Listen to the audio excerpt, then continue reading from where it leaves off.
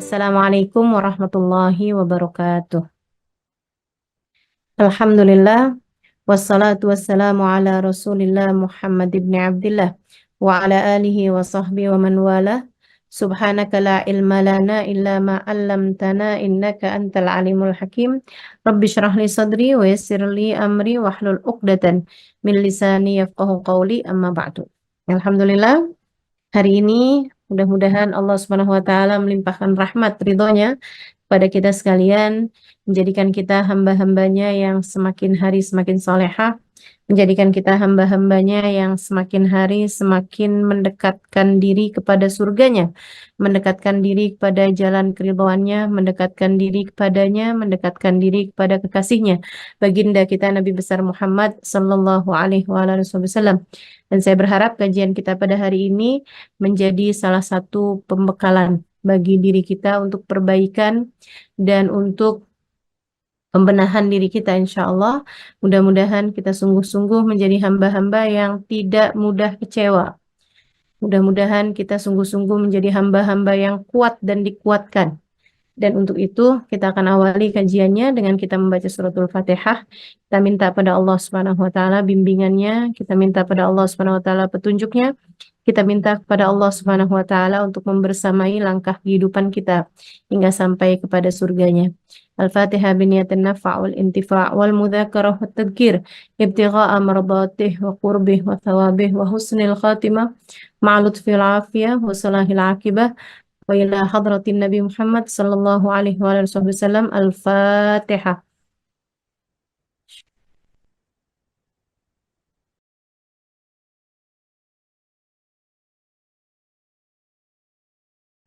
Alhamdulillah. Iya, kita akan bahas di pertemuan kali ini mengenai tentang agar tak mudah kecewa. Teman-teman saudaraku sekalian yang saya muliakan, saya ada menuliskan 6 poin yang mudah-mudahan kalau kita jalani, nah ini akan meminimalkan kekecewaan-kekecewaan kita terhadap banyak hal. Ya, mudah-mudahan bisa diamalkan. Yang nomor satu, kekecewaan itu sejurus dengan pengharapan. Kalau kamu pengen kecewanya dikit, juga kecilkan pengharapanmu. Jadi, kalau pengen nggak gampang kecewa, jangan ngarep. Kalau kamu kepengen nggak gampang kecewa, jangan suka ngarep. Jangan tinggikan ekspektasi, sehingga akhirnya kamu rentan untuk dikecewakan. Ada seorang istri lagi jalan, seorang perempuan lagi jalan bersama dengan suaminya, ketika tiba-tiba dia tersandung. Suaminya tidak menarik tangan dia gitu, nggak nolongin dia lah, uring-uringan, seminggu 2 minggu, bisa jadi suaminya nggak diajakin ngobrol lagi gitu. Dia sangat kecewa. Satu hari dia lagi jalan sendirian, kemudian dia tersandung, dia jatuh, dia pun kembali berdiri, membetulkan letak bajunya, dan berjalan. Tak ada kesedihan, tak ada kekecewaan. Tapi yang pertama, dia begitu sangat kecewa. Kenapa? Karena dia ngarep. Dia berharap suaminya menolong dia. Dia berharap suaminya akan segera eh, mendekapnya. Dia berharap suaminya akan menghibur hatinya gitu. Jadi ketika kamu punya pengharapan kepada manusia, punya pengharapan kepada seseorang gitu, kamu jadi rentan untuk kecewa. Termasuk juga terhadap kehidupan. Kalau kamu kepengen nggak banyak kecewanya, ya jangan punya ekspektasi atau harapan-harapan yang tinggi gitu terhadap urusan-urusan dunia ya. Kita tuh nggak usah kayak punya harapan-harapan yang tinggi gitu. Saya akan menikah dengan seorang laki-laki yang menggila-gilai saya. Nah, kalau harapannya setinggi itu tuh nanti repot. Ternyata kamu dapat suami yang tidak menggilai tapi suka ngatain kamu gila. Gila kamu, kenapa kamu begini? Akhirnya kan jadi kecewa gitu. Jadi kalau kamu pengen hidup kamu itu nggak terlampau banyak kecewa, jangan suka berharap atau turunkan harapanmu kepada manusia, pada orang, semuanya tuh rentan mengecewakan, teman-teman. Rentan untuk mengecewakan. Termasuk kepada anak, termasuk kepada urusan rezeki, termasuk pada urusan apa aja gitu. Karena orang tuh suka punya pengharapan-pengharapan. Anak kecil gitu ya, dia bilang, kalau saya udah gede enak nih, gitu. Kalau saya udah gede, saya akan dihargai orang, saya akan dianggap, saya akan disayang, saya akan begini, saya akan begitu. Ketika dia udah besar, kalau saya udah kuliah nih, enak nih, nggak harus pakai seragam, nggak begini, nggak begitu, saya akan mulia, saya akan bisa lebih punya banyak waktu luang, dan seterusnya gitu. Pas udah kuliah, ternyata capek-capek juga. Terus dia mikir, kalau saya udah punya kerja nih nanti nih, saya punya uang banyak, saya bisa begini, saya bisa liburan, saya bisa ini, bisa itu gitu. Dia pun kemudian kerja. Capeknya luar biasa. Belum lagi yang hiburan yang diharap-harapkan, itu juga ternyata waktunya bareng-barengan sama orang. Jadinya akhirnya macet juga, bukannya liburan healing malah jadi hilang kesenangan. Jadi ya gitulah, nggak banyak yang bisa diharapkan. Habis itu dia mikir, ini kayaknya kalau nikah enak nih gitu. Dia punya pengharapan gitu. Ini penyakit nih buat adik-adik jomblo nih. Seringkali menganggap bahwa permasalahanmu selesai hanya dengan menikah. Saya bilang ya, Dek, nggak gitu ceritanya. Nikah itu hanya akan membuatmu berada dalam permasalahan-permasalahan yang baru gitu. Jangan ketinggian ekspektasi, jangan ketinggian harapan. Nanti kamu rentan kecewanya. Nanti kamu sangat dekat dengan kekecewaan. Gitu. Habis nikah gitu kan, terus dia mikir, soalnya belum ada anak sih, makanya nih kayak enggak harmonis gitu, kayak kurang romantis rumah tangganya. Kalau udah ada anak, enak nih gitu. Ada anak, ya ampun, lelahnya luar biasa. Terus mikir gitu kan, katanya kalau punya anak dua, itu tidak semelelahkan punya anak satu. Jadi dia pun nambah. Katanya gitu, karena kalau anak dua tuh, si kakaknya akan bermain dengan adiknya. Jadi tidak mengajak orang tuanya untuk bermain. Jadi punya anak dua. Ternyata laki perempuan. Jadilah biar ada temennya. Punya anak lagi tiga. Punya anak lagi empat. Sibuknya luar biasa. Akhirnya dia mikir, wah kalau anak-anak sudah besar enak nih gitu. Sampai kapan kamu akan dikuasai oleh pengharapan-pengharapanmu tersebut? Nanti pas giliran udah beneran udah tua, dia malah jadi mikir, dulu tuh waktu saya muda tuh enak loh ternyata. Jadi kapan kamu enaknya? Kapan kamu senangnya gitu? Hidupmu akan rentan kecewa ketika kamu punya pengharapan-pengharapan terhadap urusan-urusan dunia. Maka nomor satu, agar tak mudah kecewa, jangan berharap atau kecilkan pengharapanmu kepada eh, manusia, kepada dunia, kepada semua yang fana lah, pada semua yang ada masa kadaluarsanya. Ya, dunia dan segala isinya, ini semuanya akan ada masa habisnya gitu. Itu nomor satu, teman-teman. Kemudian yang nomor dua, kalau kamu pengen hidupmu nggak banyak kecewanya, kamu harus ingat satu hal. Poin penting banget. Mungkin ini adalah hal yang penting dari semua yang akan, ini hal terpenting yang saya akan sampaikan, yaitu ingat bahwa hidup tuh ada pengendalinya. Hidup tuh ada pengendalinya, gitu. Jadi hal itu tuh akan lebih mudah membuatmu tidak mudah kecewa, tidak mudah galau, tidak mudah khawatir gitu. Dengan mengingat bahwa hidup tuh ada yang ngatur loh, gitu. Bukan kamu yang bertanggung jawab terhadap berbagai macam urusan. Nanti kamu tuh kecewa tuh kalau kayak begitu tuh. Kamu udah atur-aturin acara pernikahan yang seindah-indahnya. Ternyata pas hari pernikahannya hujan. Kamu udah aturin gitu kan, udah cara pernikahan yang sebagus-bagusnya. Ternyata suamimu sakit. Calon calon suamimu misalnya gitu kan, malah justru jatuh sakit gitu. Ada banyak hal yang bisa mengecewakan kita dalam hidup ini, teman-teman saudaraku sekalian. Tapi nggak usah khawatir. Kamu hanya perlu mengingat satu hal, bahwa hidup ini ada yang ngatur, ada pengendalinya, ada yang sudah menuliskannya. Ar-rizqu maksumun mafrughun minhu. Kata Nabi Muhammad SAW, rizki itu, rezeki itu sudah diatur, mafrughun minhu yang sudah selesai. Sudah selesai diatur. Sudah selesai dicatatnya. Gak akan bertambah dengan ketakwaan seseorang, gak akan berkurang dengan kefasikan seseorang. Begitu katanya baginda kita Nabi besar Muhammad sallallahu alaihi wasallam. Bahkan dalam Al-Qur'an Allah Subhanahu wa taala menyampaikan, A'udzubillahi minasyaitonirrajim, rizqukum fis sama'i wa ma tu'adun, fa rabbis samawati wal ard innahu lahaqqun mithla ma annakum tantiqun. Rizqukum fis sama. Rezeki kalian sudah selesai diatur dari langit.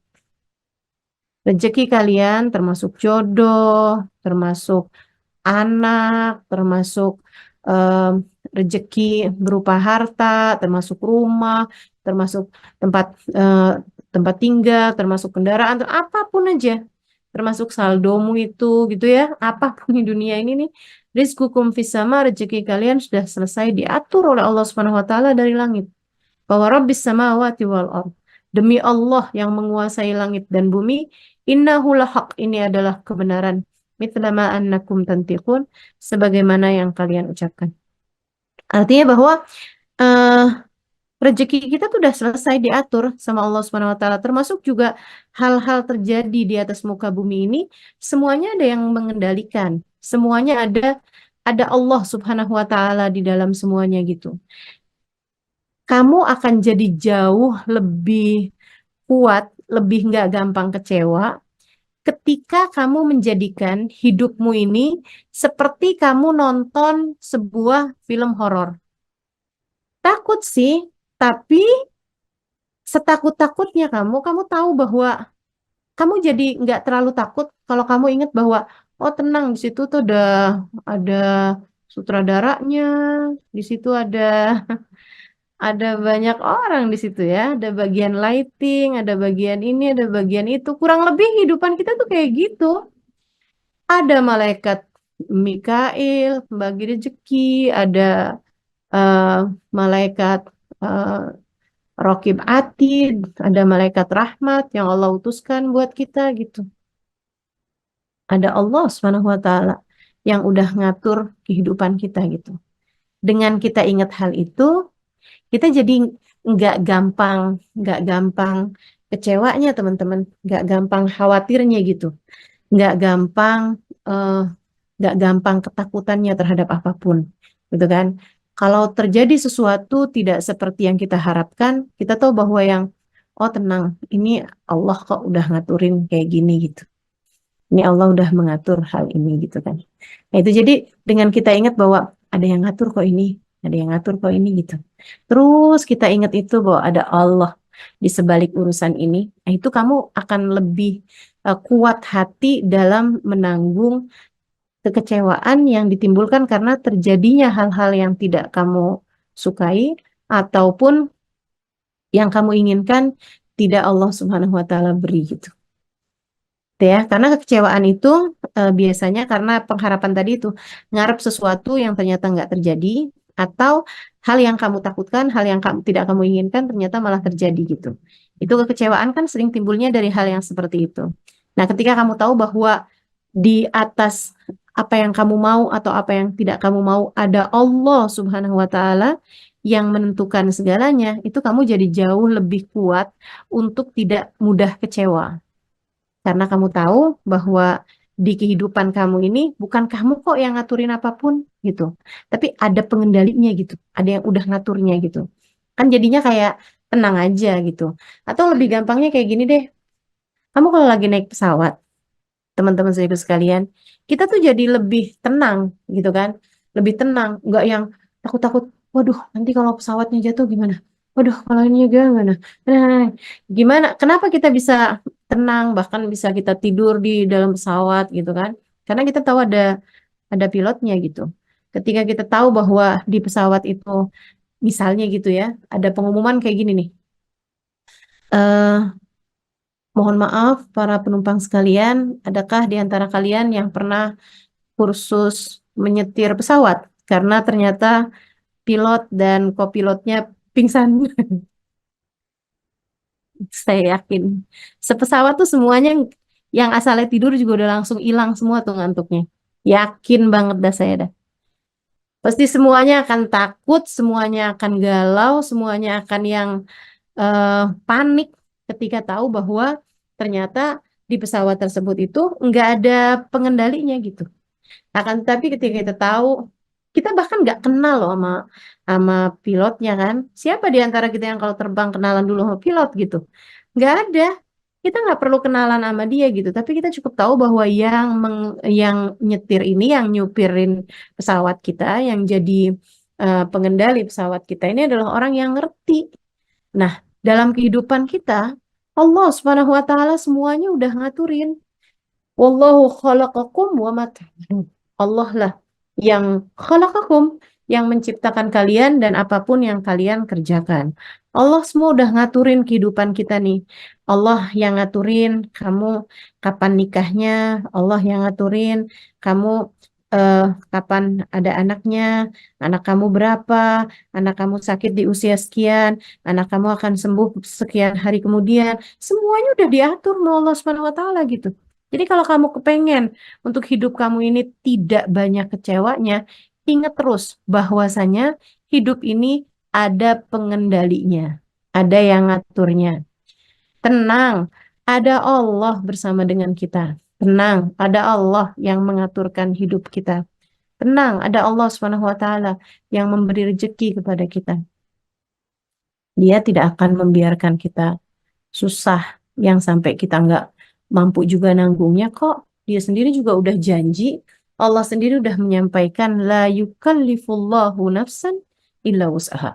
Allah tidak akan membebani satu jiwa di luar batas kemampuannya. Jadi semuanya tenang aja teman-teman, hidup ada pengendalinya. Itu yang nomor dua.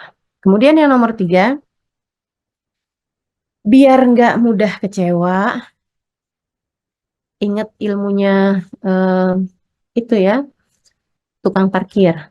Tukang parkir itu dia penuh nih garasinya dengan kendaraan, dia nggak bangga, dia nggak sombong. Ketika kemudian hilang, dia juga nggak kecewa. Ketika diambil satu demi satu mobilnya gitu di parkiran Indomaret misalnya gitu ya. Nah itu kalau misalnya gitu ada supirnya Indomaret gitu, dia punya banyak mobil di depan parkiran Indomaret. Dia juga nggak begitu senangnya juga gitu. Habisnya itu diambil satu, satu, satu, satu sampai habis semuanya, sampai segala motor, segala sepeda habis semuanya. Dia juga nggak kecewa. Dia nggak ada tuh nahanin gitu, jangan dong, jangan pergi gitu. Nggak ada juga gitu. Kenapa begitu? Karena dia tahu bahwa semua kendaraan yang terparkir di parkirannya Indomaret itu semuanya hanyalah titipan gitu. Kita juga begitu. Semua yang kita punya nih, termasuk juga kesehatan, termasuk juga anggota tubuh, apalagi orang-orang yang tersayang yang kita punya gitu. Termasuk juga harta yang kita punya, bahkan ilmu, pengetahuan, dan lain sebagainya yang kita punya semuanya, itu hanyalah titipan dari Allah Subhanahu wa Ta'ala, sang pemilik sejatinya gitu. Allah Subhanahu wa Ta'ala yang punya semuanya. Allah lah yang memiliki segalanya. Semuanya ini hanya titipan. Itu kalau kamu inget-ingetin terus gitu kan, akan sedikit kecewanya teman-teman. Sebab semuanya hanya titipan. Ketika diambil balik sama Allah Subhanahu wa taala barang titipan tersebut, ya udah, mau gimana lagi? Ketika yang kita harapkan tidak terjadi malah justru terjadi, ya udah gitu kan. Emang nggak ada yang milik kita kok. Kita nggak bisa menguasai gitu. Dan sekarang kita ngarepin nih acara kita berjalan lancar begini begitu segala macam. Ternyata hujan, misalnya gitu. Ya mau gimana lagi? Orang hujan yang punya Allah kok gitu kan? Itu yang diucapkan oleh Sayyidah Aisyah radhiyallahu taala anha wa ardhaha. Beliau itu ikutan haji, haji wada. Satu-satunya haji bersama dengan Nabi sesudah Islam. Jadi Nabi itu hanya melaksanakan satu kali ibadah haji sesudah datangnya agama Islam, sudah kewajiban Islam ya, yaitu haji yang disebut oleh Nabi Muhammad sebagai haji wada. Semua tidak mengerti kenapa Nabi menyebutnya dengan haji wada. Akan tetapi beberapa bulan sesudah pulangan Nabi dari haji wada, itu Nabi jatuh sakit. Kemudian di tahun itu juga beberapa bulan berselang dari haji beliau, beliau kemudian meninggal dunia. Saudaraku sekalian, satu-satunya haji yang dilaksanakan Nabi bersama dengan para sahabat. Satu-satunya haji yang dilaksanakan Sayyidah Aisyah bersama dengan baginda kita Nabi besar Muhammad SAW. Sayyidah Aisyah keluar menstruasi. Kebayang nggak sih kecewanya kayak apa? Saya aja juga kalau jadi Sayyidah Aisyah, ya Allah, apa enggak? Kesel banget kan gitu loh. Itu adalah kesempatan untuk bisa tawaf bersama dengan Nabi. Kalau enggak tawaf kan enggak boleh sa'i. Sa'i itu kan dilaksanakannya harus sesudah tawaf. Tawafnya memang, sa'inya memang enggak wajib punya wudhu, enggak wajib dalam keadaan suci. Tapi sa'i itu letaknya sesudah tawaf. Yang tawafnya itu wajib dalam keadaan suci gitu. Jadi kan kalau enggak tawaf berarti juga enggak sa'i. Itu jadi Nabi Muhammad alaihissalam melaksanakan itu bersama dengan semua sahabat-sahabatnya. Tawaf mereka barengan menabi, sa'i mereka barengan menabi. Sayyidah Aisyah nggak bisa ikut. Sayyidah Aisyah nggak bisa ikut. Apa kata Sayyidah Aisyah? Lau kunti lasti minal haq, lastakaitu ilal haq. Andai saja kamu, wahai menstruasi, bukan dari Allah, aku akan mengadukanmu kepada Allah. Andai kamu bukan dari Allah, aku mau ngadu sama Allah. Tapi gimana saya mau ngadu sama Allah, orang kamu dari Allah kok? Gitu kan? Nah, kita nih akan jadi sedikit kecewanya kalau kita sadar hal itu. Bahwa semua adalah dari Allah Subhanahu wa Ta'ala. Bagaimana mungkin kamu kecewa terhadap sesuatu hal yang datangnya dari Allah? Sementara Allah sudah memberikan banyak sekali hal yang membahagiakan dalam hidup kamu gitu. Gitu kan? Nah, jadi kita akan sedikit kecewanya kalau kita kembalikan hal ini kepada beberapa poin yang tadi telah saya sampaikan. Pertama, jangan ngarep. Kedua, ingat terus bahwa hidup ada pengendalinya. Yang ketiga, semua milik Allah. Semua milik Allah. Maka jangan kecewa. Semua milik Allah. Semua hanya titipan aja gitu. Ingat cerita Sayyidah Sulaim ketika dia punya anak yang kemudian meninggal dunia, teman-teman. Sulaim itu habisnya memberikan anaknya, mewakafkan anaknya, Sayyidina Anas, kepada baginda Nabi Muhammad alaihissalam, dia memutuskan untuk menjanda gitu. Tapi kemudian akhirnya datang lamaran dari Abu Tolhah yang dia memutuskan untuk masuk Islam. Abu Tolhahnya masuk Islam, Yahudi waktu itu ya. Tapi dia mau masuk Islam kalau Ummu Sulaim menerima lamarannya. Akhirnya masuk Islam bin Abu Tolhah, kemudian mereka pun berumah tangga. Lama berumah tangga, gak punya anak, atau hamil, kemudian melahirkan seorang anak laki-laki. Anak laki-laki itu lagi lucu-lucunya, lagi menggemas-gemaskannya. Abu Tolhah berangkat pergi dagang, kayak untuk waktu yang tertentu gitu, kayak 3 hari atau apa gitu.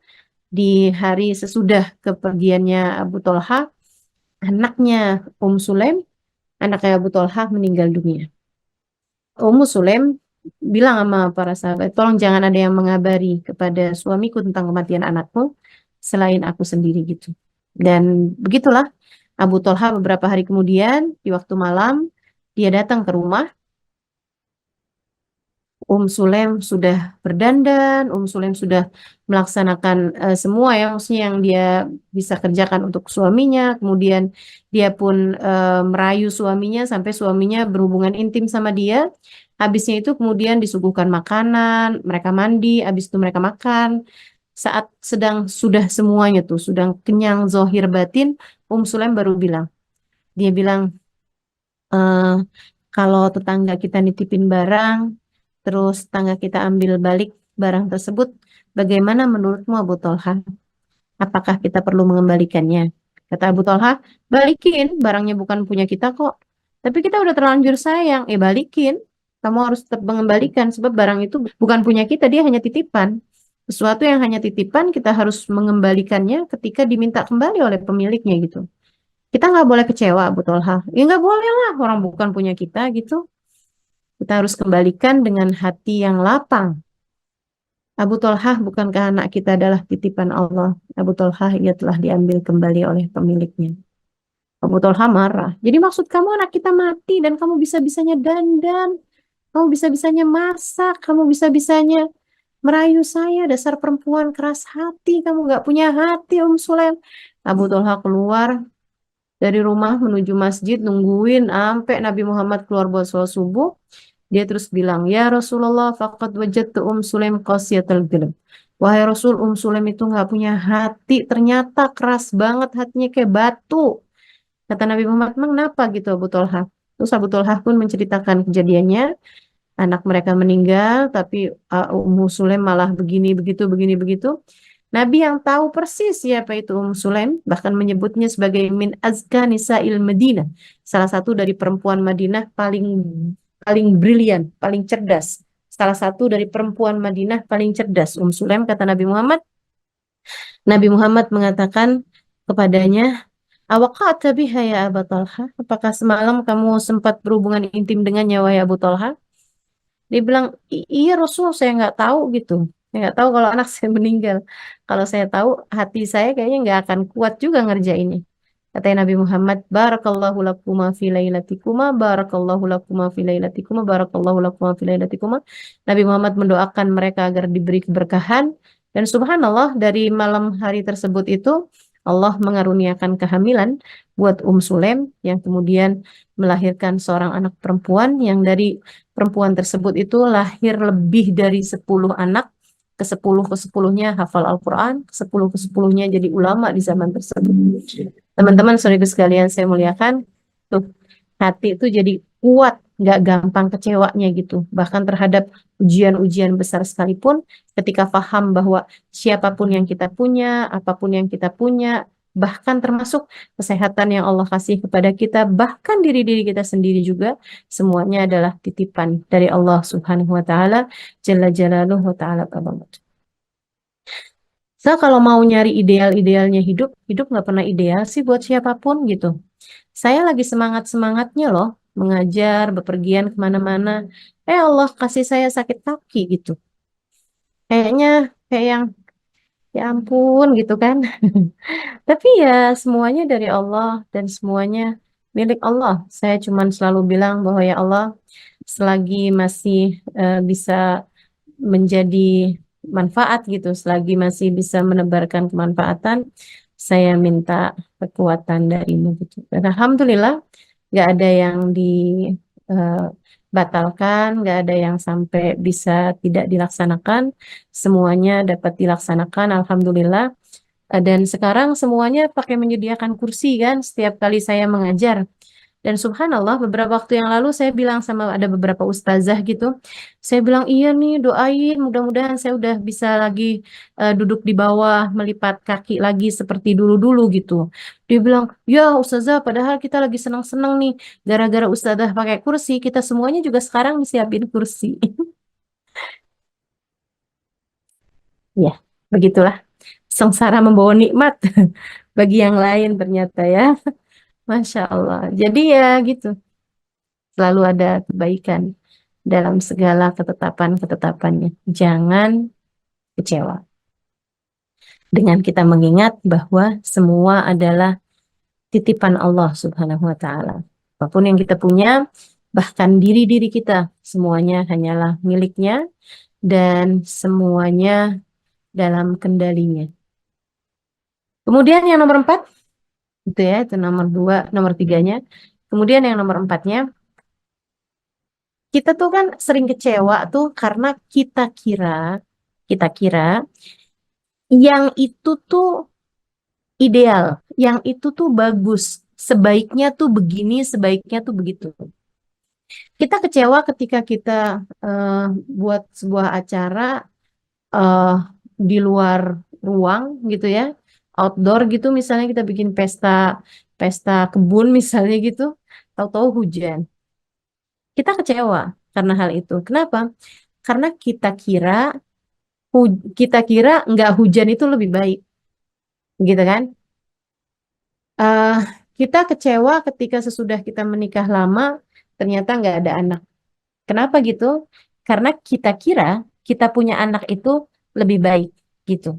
Kita akan selalu kecewa tuh karena kita kira, teman-teman saudaraku sekalian, kamu akan berkurang kecewanya, kamu akan tidak mudah kecewa apabila kamu selalu tanamkan dalam hati bahwa kamu tidak tahu. Allah Maha tahu. Jadi jangan main perkiraan-perkiraan. Bisa jadi yang kamu kira baik, sebenarnya buruk buatmu. Bisa jadi yang kamu kira buruk, sebenarnya baik bagi kamu. Gitu. Jadi ingat terus hal itu gitu. Kalau misalnya yang, ya kok begini, bilangin sama diri kamu, tenang diri, bisa jadi ini lebih baik bagi kita. Tenang, tenang. Insya Allah ini yang terbaik bagi kita. Kita nggak tahu, tapi Allah tahu. Kita nggak tahu, tapi Allah tahu. Udah gitu aja gitu. Ada banyak hal terjadi kepada kita ini, kita nggak tahu gitu. Ini sekedar satu cerita buat teman-teman ya. Saya kalau ingat Allah memang benar-benar ngajarin gitu, ngajarin saya dan mungkin juga ngajarin teman-teman yang lain juga tentang ilmu ini ya, bahwa kita nggak akan kecewa, nggak akan mudah kecewa kalau kita tuh selalu ngingetin diri bahwa kita nggak tahu tapi Allah tahu. Tenang, tenang, kita nggak tahu tapi Allah tahu. Jadi tahun 2021 di masa pandemi, negara kita masih belum beberapa negara-negara masih belum membuka membuka izin untuk datang ke sana, termasuk Jepang juga belum belum keluarin izin orang untuk datang, tapi ada beberapa negara yang sudah membuka negaranya untuk didatangi oleh orang lain gitu. Salah satunya Mesir dan juga Turki yang waktu itu udah buka cepat itu ya, sama Yaman. Yaman juga nggak masalah gitu kalau orang mau pergi.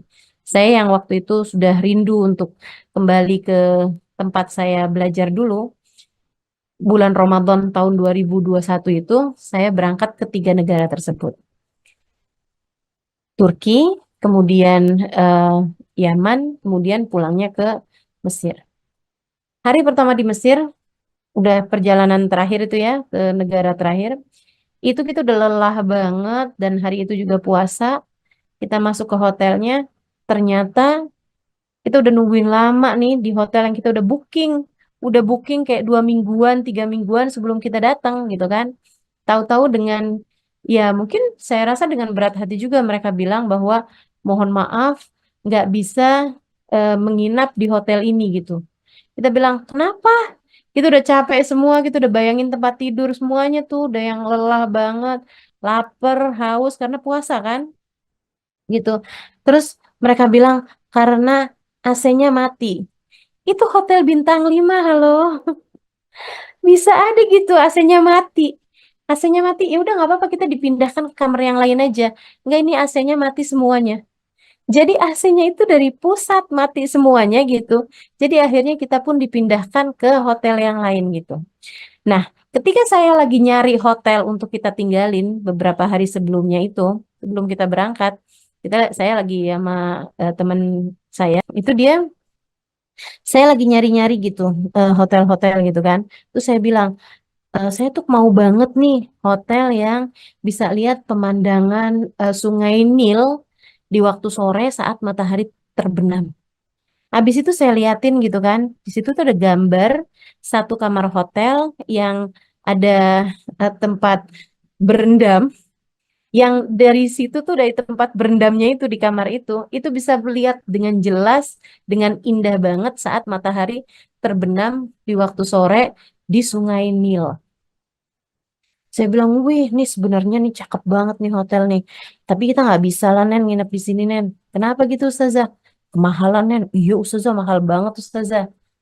Kita nggak nginep di situ dong. Akhirnya saya cari hotel-hotel yang lain, dapatlah hotel itu gitu. Oke lah, nggak seindah pemandangan di hotel yang pertama, tapi ya boleh-boleh lah gitu. Jadi kita pun ngambil hotel yang itu gitu kan. Begitu kita nyampe di situ, hotelnya mati semuanya. Itunya apa namanya AC-nya gitu. AC-nya sedang bermasalah sehingga kita akhirnya dipindahkan. Kecewa dong pastinya gitu kan. Tapi ya saya udah sering kali mengingatkan diri saya untuk yang tenang, tenang, tenang. Kita nggak tahu tapi Allah tahu. Kita nggak tahu tapi Allah tahu. Udah, akhirnya kita pun dipindahkan ke hotel yang lain. Dan tahu dong hotel yang keduanya itu yang dipindahkan itu hotel yang mana? Yang kita lihat tadi itu. Yang paling cakep itu gitu hotelnya. Jadi kita dipindahkan tanpa perlu membayar lebih ke hotel yang jauh lebih cakep, jauh lebih indah dengan pemandangan kamar yang jauh lebih spektakuler gitu. Dan saya dikasih kamar yang benar-benar eh saya lihat pemandangannya dari batap itu tadi. Luar biasa. Kita tidak tahu tapi Allah tahu. Jangan mudah kecewa. Tenang aja dulu. Jadi kalau apa-apa terjadi itu jangan yang langsung yang meledak-ledak. Wah, kenapa begini? Wah, kenapa begini? Aduh, kok harusnya kan begini? Harusnya nggak begini. Itu kan kita tuh suka kayak gitu tuh. Tenangin diri, terus bilang tenang diri. Kita nggak tahu, ya Allah tahu. Kita nggak tahu, ya Allah tahu. Tenang, Allah akan selalu memberi yang terbaik bagi kita, asalkan kita tetap di jalannya. Udah gitu. Pokoknya mesti belajar untuk bisa ngingetin diri bahwa kita nggak tahu, tapi Allah. Ada satu kisah indah yang diceritakan sama em, ya, yang saya tahu lah pokoknya kisah ini ya. Saya nggak inget, nggak inget siapa yang nyeritainnya. Jadi ada seorang raja deket sama seorang pemuda, yang pemuda ini tuh bukan bukan bukan siapa-siapa sebenarnya, kayak bukan apa kayak panglima atau apa, tapi memang raja seneng banget sama dia gitu. Karena orangnya itu selalu aja positif dan dia selalu berkata kullu khair, semua baik, semua baik-baik aja, semua semuanya semoga insya Allah semuanya baik gitu. Kayak gitulah gitu ya. Eh, semua baik, kullu khair gitu. Nah, satu hari raja ini lagi mengajak dia untuk berburu. Ketika namanya orang berburu kan nggak bisa terus barengan berdua kan, mereka nyari-nyari buruan gitu ya. Nah, pemuda ini ngelihat ada sesuatu yang bergerak, dia pun memanah. Ternyata yang dia panah itu adalah eh, bukan buruan, tapi ternyata kena kena badannya, kena tangannya si rajanya sampai bikin jarinya itu ada yang keputus gitu. Kena panahan tersebut tuh kena nembus ke jari tangannya raja sampai salah satu jarinya keputus. Wah, rajanya marah banget. Si pemuda ini bilang, tenang raja, kulu khair apaannya? Tenang aja, semuanya baik aja, semuanya baik aja. Apaannya baik? Nggak ada ceritanya. Yuk kita pulang. Pulang, temennya itu dipenjarain sama dia. Dia ketika tahu dipenjarain si pemuda ini tetap bilang kulu khair. Gak apa-apa sih di penjara kulu khair, semuanya baik aja. Waktu pun berselang sampai kayak kurang lebih beberapa bulan sesudahnya, kayak udah hampir setahunan gitu, si raja ini kembali berburu, tentu tanpa pemuda ini. Nah, berburunya raja kali ini kejauhan dengan jarinya yang satu terpotong itu ya. Dia sekarang berburunya itu kejauhan sampai akhirnya dia kena lagi ada peperangan antar kanibal. Jadi kanibal lagi menyerang satu daerah gitu kan, satu kawasan yang si raja itu lagi ada di daerah tersebut. Akhirnya si raja termasuk juga di antara orang-orang yang ditangkap, yang di yang kena gitu sama si kaum kanibal ini. Dibawa nih raja dan lain-lainnya ini, orang-orang ini dibawa dimasukin ke penjara untuk setiap hari diambil sebagai jamuan makan kaum kanibal buat dimakan gitu. Si raja ini udah sedihnya luar biasa gitu kan. Dia berharap ada yang menemukannya, tapi nggak ada juga orang yang nemuin dia gitu. Nggak ada juga rakyatnya yang, ya saya rasa mereka nyari, tapi maksudnya nggak ketemu gitu kan. Tempatnya si kanibal-kanibal ini. Sampai akhirnya satu waktu datanglah giliran mereka memakan raja ini gitu. Ketika udah disiapkan, dia udah mau di em, sembelih gitu kan, mau dipotong, mau dipedang gitu sama algojonya gitu kan, mau dijadiin santapan ya, entah gulai, entah rendang, saya nggak paham juga mereka masaknya apa. Nah akhirnya sebelum dipotong itu algojonya ngelihat kalau jari tangannya itu kan keputus satu. Akhirnya Algojonya nggak jadi tuh. Dia kemudian datengin raja, dia ngomong gitu kan. Akhirnya dia balik lagi ngelepas ikatannya. Dia bilang silahkan kamu pulang. Dia heran, kenapa gitu kan? Kok saya disuruh pulang ya? Dia seneng banget dong. Dia maksudnya kenapa gitu sebabnya? Dia bilang karena kami itu nggak mau makan orang yang cacat. Karena kami tidak mau makan seseorang yang cacat. Kamu tangannya hilang satu, nanti kami kena sial lah gitu. Kalau makan orang manusia cacat gitu. Jadi akhirnya dia dibebasin. Dia girang banget, senang banget dia pulang sampai akhirnya sudah nyari nanya ini apa segala macam, nyampailah dia ke istananya. Hal pertama yang dia lakukan begitu dia sampai di istananya adalah membebaskan si anak muda tadi itu. Dia bukain penjaranya kan, keluarkan dari penjaranya terus dia bilang maafin saya gitu kan. Dan benar kata kamu, kullu khair, semuanya baik. Dia bilang, Alhamdulillah, jari saya nih terpotong. Kalau saya jarinya satu nggak kepotong, saya sekarang udah terpotong-potong. Maksudnya udah dipotong-potong gitu kan, udah jadi gulai barangkali atau udah jadi daging guling gitu. Dia bilang terima kasih kamu udah bikin jari saya cacat sehingga saya nggak jadi makanannya kaum kanibal. Dia bilang kayak gitu, maafkan saya sudah menjarain kamu. Katanya pemuda tersebut, enggak juga Tuan Raja, Alhamdulillah, terima kasih Tuan Raja sudah memenjarakan saya. Kenapa gitu? Dia bilang kalau Tuan Raja nggak memenjarakan saya juga pasti akan ikut kemana Tuan Raja pergi. Dan kalau hari ini Tuan Raja selamat, karena jari Tuan Raja ada satu yang potong, jari saya kan selamat semuanya. Saya yang hari ini akan jadi daging guling. Jadi kullu khair, semuanya tuh baik gitu. Kita nggak tahu, tapi Allah tahu. Itu teman-teman, mesti ngingetin terus tuh diri kita, biar nggak mudah kecewa.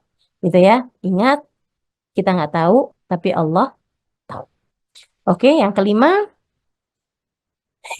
kalau kamu kepengen dalam hidup kamu tuh nggak banyak hal-hal mengecewakan terjadi, gitu, kerjain yang Allah mau. Kamu lebih mudah untuk mengharapkan Allah kasih kepadamu yang kamu mau. Itu teman-teman. Kerjain aja yang Allah mau, sehingga dengannya kamu lebih berharap, lebih mudah berharap bahwa Allah Subhanahu wa Ta'ala akan memberi apa yang kamu mau. Jadi itu yang nomor 5 adalah kerjakan aja apa yang Allah mau. Dengannya kamu lebih bisa berharap Allah memberi apa yang kamu mau gitu. Kita tuh kalau ngerjain apa yang Allah mau, kita kalau minta sama Allah untuk Allah ngasih apa yang kita mau, lebih pantas dong daripada kalau kamunya tuh nggak pernah ngerjain apa yang Allah mau, terus kamu minta, ya Allah kasih saya begini, kasih saya begitu, kan nggak pantas gitu. Kerjain dulu dong apa yang Allah mau, biar Allah memberi kepadamu apa yang kamu mau, gitu. Ya, kemudian yang terakhir, kalau kepengen hidup nggak banyak kecewanya, banyakin doa. Dan termasuk di antara bagian dari doa itu adalah sholawat gitu. Itu orang kalau banyak doa, banyak sholawat, insya Allah sih, insya Allah gitu. Insya Allah Allah tuh pasti akan mengijabah doa dan juga akan selalu menyayangi orang-orang yang rajin bersolawat kepada kekasihnya, baginda Nabi besar Muhammad Sallallahu Alaihi Wasallam. Maksud saya, jangan remehkan kekuatan doa. Teman-teman, jangan remehkan kekuatan doa, gitu ya. Kita terus aja doa minta sama Allah Subhanahu wa taala. Dengan doa tuh yang kadang-kadang yang kita kira mustahil ternyata enggak gitu. Yang kita kira jauh ternyata deket aja. Yang kita kira nggak mungkin ternyata mungkin aja. Yang kita kira kayak nggak akan terjadi bisa banget buat terjadi gitu. Bisa banget buat terjadi. Jadi kalau pengen hidup nggak banyak kecewanya, Allah tidak memberi kepadamu banyak hal-hal yang mengecewakan dalam kehidupanmu. Jangan jauh-jauh dari doa, jangan jauh-jauh dari sholawat. Itu keenam hal itu. Mudah-mudahan kalau kita kerjain, kalau kita terus istiqomah melakukannya, insya Allah kehidupan kita akan tidak mudah kecewa. Gitu ya. Mudah-mudahan bisa diamalkan. Mudah-mudahan bisa jadi ilmu yang tak hanya masuk telinga kanan, keluar telinga kiri begitu aja, akan tetapi jadi ilmu yang memandu kita menjadi cahaya terang, yang menerangi jalan kehidupan kita hingga mendekatkan kita kepada surganya insya Allah. Menjadikan kita hamba-hamba tercinta di sisinya. Ala hadihin niyah wa bikulli niyatin salihah jami'ah syamilah ila hadratin Nabi Muhammad sallallahu alaihi wa ala alihi wa sahbihi wasallam. Al-Fatihah.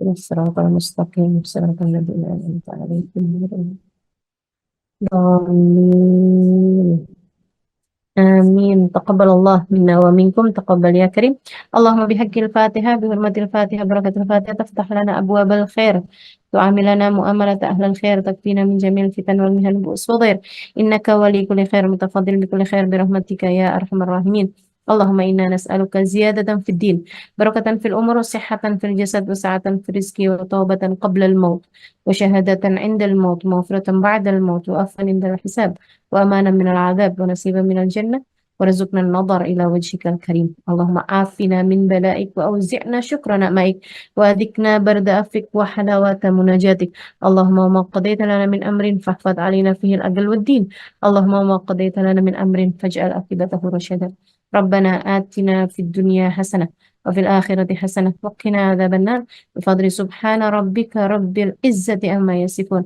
سلام على المرسلين والحمد لله رب العالمين وإلى حضرة النبي محمد صلى الله عليه وسلم الفاتحة.